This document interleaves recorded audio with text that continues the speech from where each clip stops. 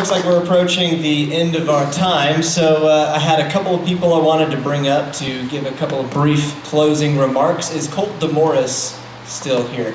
Everybody, please welcome Colt DeMorris, Executive Director of El Paso NORML, my counterpart from the far side of our fine state. Let me give my seat over to Colt. Sir, why don't you give a little update? Here, sit right here.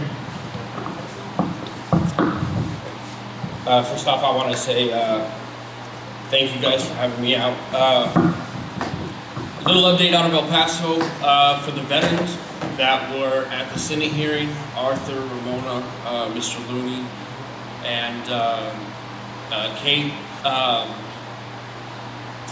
Senator Jose Rodriguez is listening to you guys. We were on the news not too long ago, and he knows the importance of the medical marijuana here in Texas, and he himself is also writing a bill. So whether we have the coalition's comprehensive bill like we had in 2015, come 2017, we might see a bill from him too. He knows that the low THC law that was passed is not enough, and it's not going to work. So he's somebody that's really proactive on the issue. Another thing with the primaries having just passed, in 2015 El Paso might have been the only city to have all of our lawmakers, all of our state reps sign on to House Bill 507, the decriminalization bill, and most of them signed on to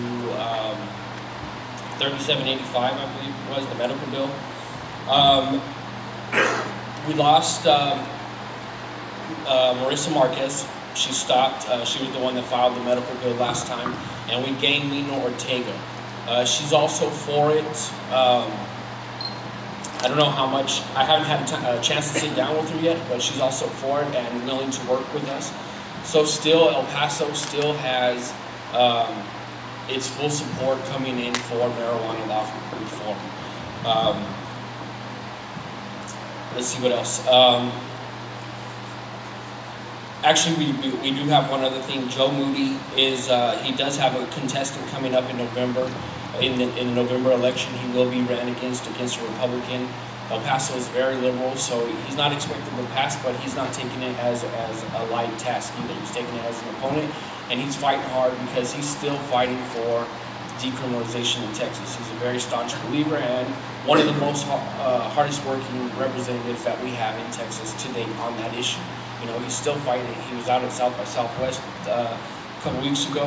So, you know, El Paso we're still fighting hard. I mean, we're not very big, but we got a lot of support and we're with our lawmakers, and that's what we need. So again, thanks for having us out here. I also want to thank you guys for sharing and carrying on Tony's story. As you guys know, whoever's followed that, we lost her February 1st. Our stories are going to be what makes a difference here in Texas. And she allowed her story to be shared so that nobody, whether the patient or the family, has to go through what we did. It was very horrific, you know, very gruesome.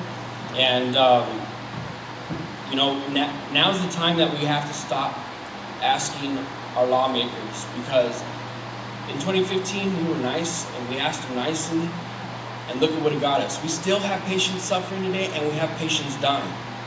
They're there to represent us, and we have to make sure that we have to let them know that. So again, thanks for having me out here. I want to pass the mic to